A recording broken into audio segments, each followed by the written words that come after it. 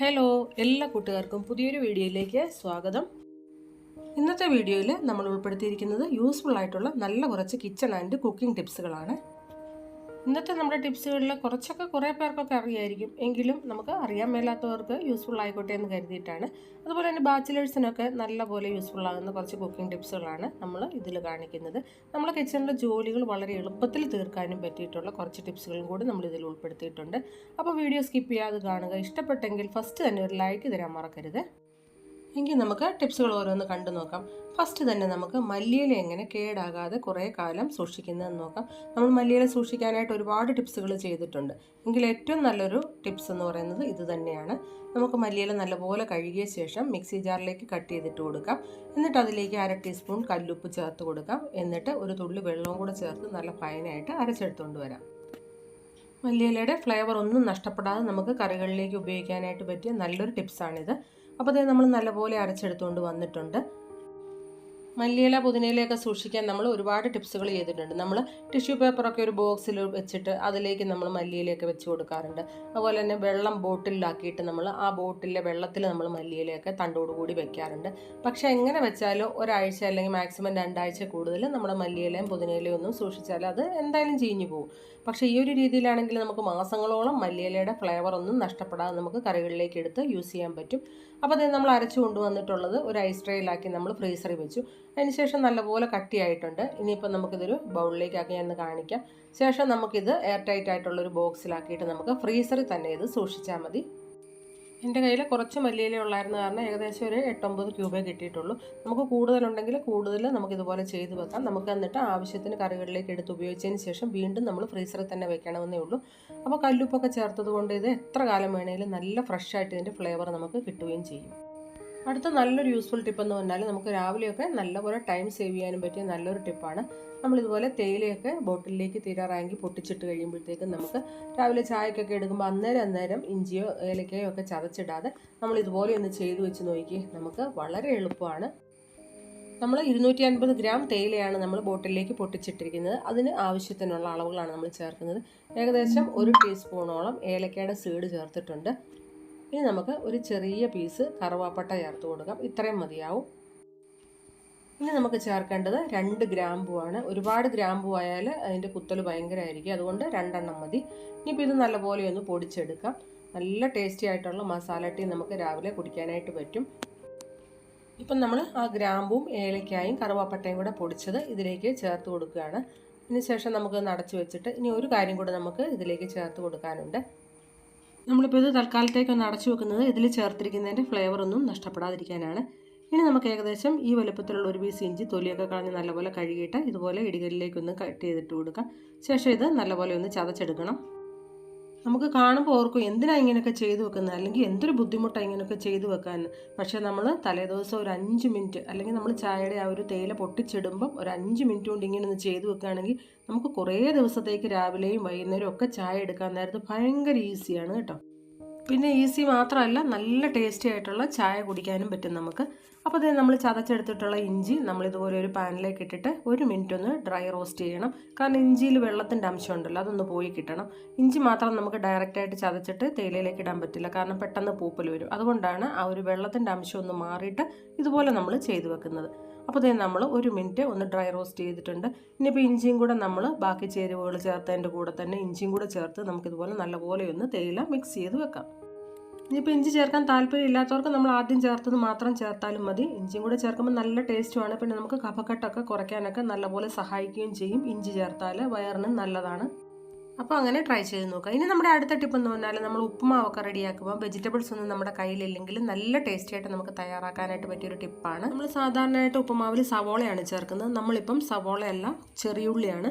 നെയ്യിലേക്ക് ചെറിയുള്ളിയും അതുപോലെ തന്നെ ഇഞ്ചിയും ഉഴുന്നും പൊട്ടുകടലയും പച്ചമുളകും ഒക്കെ ചേർത്തിട്ടാണ് റെഡിയാക്കുന്നത്.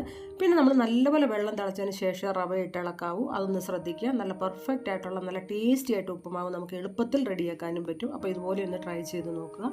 ഇനി നമുക്ക് ഫിഷൊക്കെ ഫ്രൈ ചെയ്യുമ്പോൾ ശ്രദ്ധിക്കേണ്ട നല്ലൊരു ടിപ്പാണ്.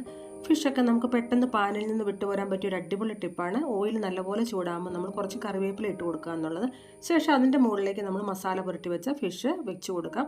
പിന്നെ കറിവേപ്പില ചേർക്കുമ്പോൾ നല്ലൊരു ഫ്ലേവറും കിട്ടും. പിന്നെ നമ്മൾ ഇഞ്ചി വെളുത്തുള്ളി പേസ്റ്റ് ചേർത്ത് നമ്മൾ മസാല പുരട്ടി വെച്ചതാണെങ്കിലും കുറച്ച് വെളുത്തുള്ളിയും കൂടി ഒന്ന് ചതച്ചിട്ട് കൊടുത്താൽ നമുക്ക് കൊളസ്ട്രോൾ കുറയ്ക്കാനും അങ്ങനെയൊക്കെ പറ്റുകയും ചെയ്യും. നല്ല ടേസ്റ്റുമാണ്. പിന്നെ അദ്ദേഹം നമ്മൾ കഴിഞ്ഞ ദിവസത്തെ വീഡിയോ കാണിച്ചിട്ടുള്ള ഈ ഒരു സംഭവം, നെറ്റിൻ്റെ ഈ ഒരു കവർ, ഇത് വെച്ചിട്ട് നമ്മൾ മൂടുകയും കൂടെ ചെയ്യുകയാണെങ്കിൽ ഗ്യാസിലേക്കൊന്നും ആ ഒരു സ്റ്റൗ ടോപ്പിലൊന്നും ഒരുപാട് ഓയിലിൻ്റെ അംശമൊന്നും തെറിക്കത്തില്ല. നല്ലപോലെ നമ്മുടെ സ്റ്റൗ ടോപ്പൊക്കെ ക്ലീൻ ആയിട്ടിരിക്കുകയും ചെയ്യും. അപ്പോൾ അതുപോലെ ട്രൈ ചെയ്ത് നോക്കുക. ഇനി നമ്മൾ നേരത്തെ റെഡിയാക്കി വെച്ചിട്ടുള്ള ഈ ഒരു മല്ലിയിലയുടെ ക്യൂബ് നമ്മൾ രാവിലെ സാമ്പാറിലേക്ക് ഒരു ക്യൂബ് ഇട്ട് കൊടുക്കുകയാണ് കേട്ടോ. സാമ്പാറിന് നല്ല ടേസ്റ്റ് കൊടുക്കും. നമുക്കിത് ചിക്കൻ കറിക്കോ മുട്ടക്കറിക്കോ കടലക്കറിക്കോ ഒക്കെ ഇതുപോലെ ഇട്ട് കൊടുക്കാവുന്നതാണ്. പിന്നെ ഇത് നമ്മൾ റെഡിയാക്കി വെച്ചിട്ടുള്ള ആ ഒരു തേയില വെച്ചിട്ട് നമ്മൾ രാവിലെ ചായ എടുക്കുന്നു. വേറെ ഒന്നും നമ്മൾ ചേർക്കുന്നില്ല. വളരെ എളുപ്പത്തിൽ നല്ല ടേസ്റ്റി ആയിട്ടുള്ള ചായയും നമ്മൾ റെഡിയാക്കുന്നുണ്ട് ഈ ഒരു രീതിയിൽ. മല്ലിയിലൊക്കെ നമ്മൾ ഡയറക്റ്റായിട്ട് കറികളിലേക്ക് ഇട്ടാൽ കുട്ടികളൊക്കെ അതൊക്കെ എടുത്ത് കളയാനുള്ള ചാൻസ് ഉണ്ട്. ഇതാകുമ്പം അങ്ങനെയൊന്നും കളയത്തുമില്ല. കറക്റ്റായിട്ട് ആ ടേസ്റ്റും ഗുണവും ഒക്കെ അവർക്കൊക്കെ കിട്ടുകയും ചെയ്യും. ഇനി അടുത്തൊരു ടിപ്പെന്ന് പറഞ്ഞാൽ നല്ല സോഫ്റ്റായിട്ട് നല്ല പഞ്ഞി പോലത്തെ ഇഡ്ഡലി റെഡിയാക്കാനുള്ളൊരു ടിപ്പാണ്. അതിനായിട്ട് 2 നാഴി, ഈ നാഴിക്കാണ് 2 നാഴി പച്ചരി ഞാൻ അളന്നൊരു പാത്രത്തിലിട്ടിട്ടുണ്ട്. പിന്നെ ഈ നാഴിക്ക് തന്നെ 3/4 നാഴി ഉഴുന്നും കൂടാണ് നമ്മൾ ചേർക്കുന്നത്. പിന്നെ നമ്മളൊരു 1/2 ടീസ്പൂൺ ഉലുവയും കൂടെ അരിയിലേക്ക് ചേർക്കുന്നുണ്ട്. എന്നിട്ട് നല്ലപോലെ 3-4 പ്രാവശ്യം കഴുകിയിട്ട് നമുക്കിത് ഒരു 3-4 മണിക്കൂർ കുതിരാനായിട്ട് വെക്കാം. നല്ല പെർഫെക്റ്റ് ആയിട്ടുള്ള ഇഡ്ഡലി കിട്ടണമെങ്കിൽ നമ്മൾ ഈ പറയുന്ന രീതി തന്നെ ഫോളോ ചെയ്താലും മതി. അപ്പോൾ അതേ 4 മണിക്കൂറിന് ശേഷം ഞാൻ അരിയൊന്ന് അരച്ചെടുക്കുകയാണ്. അരിയിലേക്ക് ഒരു ചെറിയ സവോളയുടെ പകുതിയും കൂടെ ചേർത്താണ് ഞാൻ അരയ്ക്കാറുള്ളത്. ഇങ്ങനെയാകുമ്പോൾ നമുക്ക് നല്ല സോഫ്റ്റ് ആയിട്ടുള്ള ഇഡ്ഡലിയും നല്ല ടേസ്റ്റ് ആയിട്ടുള്ള ഇഡ്ഡലിയും കിട്ടും. അപ്പോൾ നമ്മൾ ഇഡ്ഡലി മാത്രമല്ല ദോശയും ഇങ്ങനെ ഇത് വെച്ച് തയ്യാറാക്കാവുന്നതാണ് ഈ ബാറ്റർ. അപ്പോൾ അരി അരച്ച് കഴിഞ്ഞു. ഇനി നമുക്ക് ഉഴുന്നും കൂടെ അരച്ചുകൊണ്ട് വരാം. ഞാൻ ഈ ഒരു ഇഡ്ഡലി ബാറ്ററിൽ ചോറൊന്നും അരയ്ക്കത്തില്ല. ഇങ്ങനെ സവോള അരയ്ക്കുന്നതുകൊണ്ട് ചോറൊന്നും അരയ്ക്കേണ്ട കാര്യമില്ല. ഇല്ലെങ്കിൽ നമ്മൾ അല്പം ചോറും കൂടെ ഒക്കെ അരയ്ക്കേണ്ടതാണ്. ഇതിപ്പോൾ ചോറ് അരച്ചില്ലെങ്കിലും കുഴപ്പമൊന്നുമില്ല. ഈ ഒരു തിക്നെസ്സിൽ നമ്മൾ ഉഴുന്നും കൂടെ അരച്ചു കൊണ്ടുവന്നിട്ടുണ്ട്. ഇനി നമ്മുടെ കൈ നല്ലപോലെ ക്ലീൻ ആക്കിയിട്ട് കൈ കൊണ്ട് വേണം നമ്മളൊരു 3-4 മിനിറ്റ് നല്ലപോലെ ഇതൊന്ന് ഇങ്ങനെ കുഴച്ചെടുക്കാനായിട്ട്. എന്നാലാണ് നല്ലപോലെ ഇത് ഫെർമെൻ്റായി കിട്ടുകയുള്ളൂ. ഇനി നമ്മൾ സാധാരണ ചെയ്യുന്ന പോലെ തന്നെ ഒരു 8 മണിക്കൂറോളം ഒന്ന് ഫെർമെൻറ്റ് ചെയ്യാൻ വെച്ചതിന് ശേഷം നമ്മൾ രാവിലെ ഇത് തയ്യാറാക്കാനായിട്ട് പോവുകയാണ്. ഇനിയിപ്പോൾ പാകത്തിന് നമുക്ക് ഉപ്പ് ചേർത്തിട്ട് നല്ലപോലെ ഒന്ന് ഇളക്കിയിട്ട് നമുക്ക് ഇഡ്ഡലിയാണ് റെഡിയാക്കുന്നത്. ഇഡ്ഡലി റെഡിയാക്കാനായിട്ട് നമുക്ക് ആദ്യം തന്നെ നമ്മളിത് ഉപ്പൊക്കെ ചേർക്കുന്ന സമയത്ത് തന്നെ നമ്മൾ അപ്പച്ചമ്പിൽ നമ്മൾ വെള്ളം തിളയ്ക്കാനായിട്ടൊന്ന് വെക്കണം. അപ്പോൾ അത് ഇതുപോലെ തിള വരുന്ന സമയത്ത് വേണം നമ്മൾ ഓയിൽ ബ്രഷ് ചെയ്തിട്ട് നമുക്ക് ഈ ഒരു ബാറ്റർ നമ്മൾ ഇഡ്ഡലി തട്ടിലേക്ക് ഒഴിച്ചു കൊടുത്തിട്ട് വെക്കാനായിട്ട്. ഇതുപോലെ ഓയിലിന് പകരം നമുക്ക് ബട്ടർ ഉണ്ടെങ്കിൽ ബട്ടർ നമ്മൾ ഇതുപോലെ ഈ ഒരു തട്ടിലേക്ക് ഇതുപോലെ സ്പ്രെഡ് ചെയ്ത് കൊടുക്കുകയാണെങ്കിൽ കുറച്ചുകൂടി ഇഡ്ഡലിക്ക് നല്ല ഒരു ടേസ്റ്റും കിട്ടും. പിന്നെ നമുക്ക് ഇളക്കി എടുക്കാനായിട്ട് നല്ല ഈസി ആയിരിക്കും. അപ്പം എൻ്റെ കയ്യിൽ ബട്ടർ ഇല്ല, ഞാൻ വെളിച്ചെണ്ണ ഇതുപോലെ തൂത്ത് കൊടുത്തതേ ഉള്ളൂ. ബട്ടർ ഉണ്ടെങ്കിൽ അതാണ് ഏറ്റവും നല്ലത്. അപ്പോൾ അത് നമ്മൾ വെള്ളം ഇതുപോലെ തിളച്ചതിന് ശേഷം നമ്മൾ ഇങ്ങനെ വെച്ച് കൊടുക്കുക. അപ്പോൾ നമുക്ക് പെട്ടെന്ന് ഇത് കുക്കായി കിട്ടുകയും ചെയ്യും. നല്ല സോഫ്റ്റ് ആയിട്ടുള്ള ഇഡ്ഡലി കിട്ടുകയും ചെയ്യും. ഇല്ലെങ്കിൽ വെള്ളം ചൂടാകാതെ നമ്മളിത് വെക്കുകയാണെങ്കിൽ പെട്ടെന്ന് ഇഡ്ഡലി പൊങ്ങി വന്നിട്ട് അതുപോലെ തന്നെ താന്നു പോകാനുള്ള സാധ്യത കൂടുതലാണ്. അപ്പോൾ ഇഡ്ഡലി ബാറ്റർ ഉണ്ടാക്കി കഴിഞ്ഞിട്ട് നമ്മൾ ഈ കാര്യങ്ങളും കൂടെ ഒന്ന് ശ്രദ്ധിക്കുകയാണെങ്കിൽ നല്ല പെർഫെക്റ്റ് ആയിട്ടുള്ള സോഫ്റ്റ് ഇഡ്ഡലി നമുക്ക് കിട്ടും. ഇപ്പോൾ അതേ ഒരു 5-6 മിനിറ്റിന് ശേഷം നമ്മൾ ഈ ഒരു ഇഡ്ഡലി ഈ ഒരു തട്ടിൽ നിന്ന് മാറ്റി കൊടുക്കുകയാണ് കേട്ടോ. നല്ലപോലെ തണുത്തിട്ട് പെട്ടെന്ന് നമുക്ക് ഇളകി പോരുന്നുണ്ട്. ബട്ടർ ആണെങ്കിൽ കുറച്ചുകൂടി ഈസി ആയിട്ട് ഇളകി പോരുന്നേ ഉള്ളൂ. എങ്കിലും നല്ല സോഫ്റ്റ് ആയിട്ടുള്ള ഇഡ്ഡലിയാണ് നമുക്ക് കിട്ടിയിരിക്കുന്നത്. കണ്ടില്ല? അപ്പോൾ ഈ ഒരു രീതിയിൽ ഈ അളവിൽ ഒന്ന് എല്ലാവരും ഒന്ന് ട്രൈ ചെയ്ത് നോക്കുക. പിന്നെ നമ്മളിതിൽ ചോറൊന്നും ചേർത്തിട്ടുമില്ല. അപ്പോൾ അതും കൂടി ഒന്ന് ശ്രദ്ധിച്ച് ഇതുപോലെ ഒന്ന് ട്രൈ ചെയ്യുക. ഇനിയിപ്പോൾ നമുക്ക് അടുത്ത ടിപ്പ് നോക്കാം. മലയാളികൾക്കെല്ലാം കപ്പ ഒരുപാട് ഇഷ്ടമുള്ളൊരു ഫുഡ് തന്നെയാണ്. അപ്പോൾ നമ്മൾ കപ്പ വേവിക്കുകയോ പുഴുങ്ങുകയോ ഒക്കെ ചെയ്യുമ്പോൾ മഞ്ഞൾപ്പൊടി ഇട്ട് നല്ലപോലെ വെള്ളം ചേർത്ത് വേവിക്കുകയാണെങ്കിൽ അതിൻ്റെ വിഷാംശമൊക്കെ ഉണ്ടെങ്കിൽ പോയി കിട്ടും. അപ്പം വെറുതെ നമ്മൾ പുഴുങ്ങിയാലും മഞ്ഞൾപ്പൊടി ഇട്ടേ അത് പുഴുങ്ങാവുള്ളൂ കേട്ടോ. അപ്പോൾ ആ ഒരു ടിപ്പ് എല്ലാവരും ശ്രദ്ധിക്കുക. ഇനിയിപ്പം നമ്മൾ കപ്പയ്ക്ക് മീൻകറി ഇറച്ചിക്കറിയൊക്കെ ഉണ്ടെങ്കിൽ നമുക്കിതുപോലൊരു ഉള്ളിച്ചമ്മന്തി കൂട്ടി കഴിക്കാൻ എല്ലാവർക്കും ഇഷ്ടമാണ്, വെറുതെ ഇങ്ങനെ പുഴുങ്ങുന്ന കപ്പയ്ക്ക്. അപ്പോൾ അതേ നമ്മൾ ഇതുപോലെ കുറച്ച് ഉള്ളിയൊക്കെ ഇതുപോലൊരു കുഴിയുള്ള പാത്രത്തിലിട്ട് നമ്മൾ ഇതുപോലെ ഇടികല്ലിൻ്റെ ഈ ഒരു കല്ല് വെച്ചിട്ട് ചതക്കുകയാണെങ്കിൽ നമുക്ക് പിന്നെ പ്രത്യേകിച്ച് ആ ഇടികല്ല് കഴുകേണ്ട കാര്യമൊന്നുമില്ല. പിന്നെ നമുക്ക് ഈസി ആയിട്ട് ഇതിൽ തന്നെ ചതച്ചെടുക്കാനും പറ്റും. ഇതുപോലൊരു ഉള്ളിച്ചമ്മന്തി നല്ല ടേസ്റ്റുമാണ് വെറുതെ ഇങ്ങനെ പുഴുങ്ങുന്ന കപ്പയ്ക്ക് കൂട്ടി കഴിക്കാനായിട്ട്. അപ്പം നമ്മൾ ഉള്ളി ഇട്ടു, പിന്നെ നമ്മൾ ഒരു പച്ചമുളക് ഇട്ടു, കുറച്ച് ഉപ്പും കൂടി ഇട്ടു. ഇനിയിപ്പം നമ്മൾ ലാസ്റ്റായിട്ട് ഇതിലേക്ക് ചേർക്കുന്നത് കുറച്ച് വിനാഗിരിയാണ്. ഇതും കൂടെ ചേർക്കുമ്പോൾ നമ്മുടെ നല്ല ടേസ്റ്റി ആയിട്ടുള്ള കപ്പയ്ക്ക് കഴിക്കാൻ പറ്റിയ ഉള്ളിച്ചമ്മന്തി റെഡി ആയിട്ടുണ്ട്. വേണമെങ്കിൽ നമുക്കിത് ചോറിനും കഴിക്കാം, എങ്കിലും കപ്പയ്ക്കാണ് കൂടുതൽ ടേസ്റ്റ്.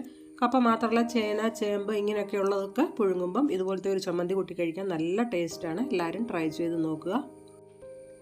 ഇനിയിപ്പോൾ നമ്മുടെ അടുത്ത ടിപ്പെന്ന് പറഞ്ഞാൽ ഇത് ഗോതമ്പ് ദോശയൊക്കെ നമ്മൾ വെറുതെ ചില സമയത്ത് ഉണ്ടാക്കത്തില്ലേ, രാവിലെയൊക്കെ ചിലപ്പോൾ എളുപ്പത്തിൽ. അപ്പം നല്ല ടേസ്റ്റ് ആയിട്ടുള്ള ഗോതമ്പ് ദോശ റെഡിയാകാനായിട്ട് നമ്മൾ ഇതുപോലെ ഗോതമ്പ് പൊടി ആവശ്യത്തിന് എടുക്കുക, അതിലേക്ക് പാകത്തിന് ഉപ്പ് ചേർക്കുക. പിന്നെ നമ്മൾ ഒരു ചെറിയ സവോള ഇതിലേക്ക് ചെറുതായിട്ടൊന്ന് അരിഞ്ഞിട്ട് കൊടുക്കുക. അപ്പോൾ ഈ സവോള ചേർക്കുമ്പോൾ നമ്മുടെ ഈ ഒരു ഗോതമ്പ് ദോശ നല്ലപോലെ മുരിഞ്ഞൊക്കെ വരുമ്പോൾ നല്ല ടേസ്റ്റാണ്. കുട്ടികൾ വരെ ഇത് കഴിച്ചില്ലെങ്കിലും ഇതുപോലെ ഈ ഒരു സവോള ചേർത്ത് കൊടുത്ത് ഇങ്ങനെ ഉണ്ടാക്കുകയാണെങ്കിൽ കഴിച്ചോളും. പിന്നെ നമ്മൾ സവോള ചേർത്തു, കൂടെ തന്നെ കുറച്ച് കറിവേപ്പിലയും കൂടി ഇട്ടിട്ട് വെള്ളം ചേർത്ത് നമ്മൾ നല്ല പാകത്തിന് അങ്ങോട്ട് കുഴച്ചെടുക്കും. ചില ദിവസങ്ങളിൽ നമുക്ക് അരിയൊന്നും അരച്ച് വെക്കാൻ പറ്റിയില്ലെങ്കിൽ രാവിലെ ഇതുപോലെ എളുപ്പത്തിൽ തയ്യാറാക്കാൻ പറ്റിയ നല്ല ടേസ്റ്റി ആയിട്ടുള്ളൊരു ദോശയാണ് കേട്ടോ ഇത്. അപ്പോൾ ഇതിൽ സവോളയും കറിവേപ്പിലയൊക്കെ ചേർത്തതുകൊണ്ട് തന്നെ നല്ല ടേസ്റ്റുമാണ്. നമുക്കിത് നല്ലപോലെ ഒന്ന് മുരിച്ചെടുക്കുകയാണെങ്കിൽ നല്ല ടേസ്റ്റ് കുറച്ച് കൂടുതലും കിട്ടും. പിന്നെ നമ്മളിതിൽ നെയ്യ് തൂത്ത് റെഡിയാക്കാനായിട്ട് ശ്രദ്ധിക്കും. ഞാനിപ്പോൾ നെയ്യാണ് ഇതിൽ സ്പ്രെഡ് ചെയ്ത് കൊടുക്കുന്നത്, അപ്പോൾ കുറച്ചുകൂടി ടേസ്റ്റ് കിട്ടും. നെയ്യുടെ ടേസ്റ്റ് ഇഷ്ടമുള്ളവർക്ക് ഇതുപോലെ റെഡിയാക്കി കൊടുക്കാവുന്നതാണ്. അപ്പോൾ കുട്ടികൾക്കൊക്കെ ഇത് തീർച്ചയായിട്ടും ഇഷ്ടപ്പെടും. ഇതിൻ്റെ കൂടെ കറി ഒന്നും ഇല്ലെങ്കിലും ഒരു കുഴപ്പമില്ല, കുറച്ച് പഞ്ചസാര ഇതിൻ്റെ മുകളിൽ നിന്ന് തൂവി കൊടുക്കുകയാണെങ്കിൽ നല്ല ടേസ്റ്റോടെ കുട്ടികൾ കഴിച്ചോളും. അപ്പോൾ കറി ഉണ്ടെങ്കിലും കുഴപ്പമില്ല, നല്ല ടേസ്റ്റാണ്. ചപ്പാത്തി ഒന്നും ഉണ്ടാക്കി ബുദ്ധിമുട്ടുണ്ട്, ചില ദിവസങ്ങളിൽ നമുക്കിതുപോലെ റെഡിയാക്കാം. അപ്പോൾ ഇത്രയേ ഉള്ളൂ ഇന്നത്തെ ഒരു ചെറിയ വീഡിയോ. യൂസ്ഫുൾ ആയിട്ടുള്ള കുറച്ച് കിച്ചൺ ടിപ്സും കുക്കിംഗ് സീക്രട്ടും ഒക്കെ എല്ലാ വീട്ടമ്മമാർക്കും ഇഷ്ടപ്പെട്ടു എന്ന് വിചാരിക്കുന്നു. കുക്കിംഗ് പഠിച്ചു വരുന്നവർക്കൊക്കെ യൂസ്ഫുൾ ആയെന്നും വിചാരിക്കുന്നു. അപ്പോൾ വീഡിയോ ഇഷ്ടപ്പെട്ടെങ്കിൽ എന്നും പറയുന്ന പോലെ വീഡിയോയ്ക്ക് ലൈക്ക് തരിക, കമൻറ്റ് ചെയ്യുക, ഷെയർ ചെയ്യുക, സപ്പോർട്ട് ചെയ്യുക. വീണ്ടും മറ്റൊരു യൂസ്ഫുൾ വീഡിയോയുമായിട്ട് കാണാം. എല്ലാവരും സന്തോഷത്തോടെ ഇരിക്കുക. ബൈ.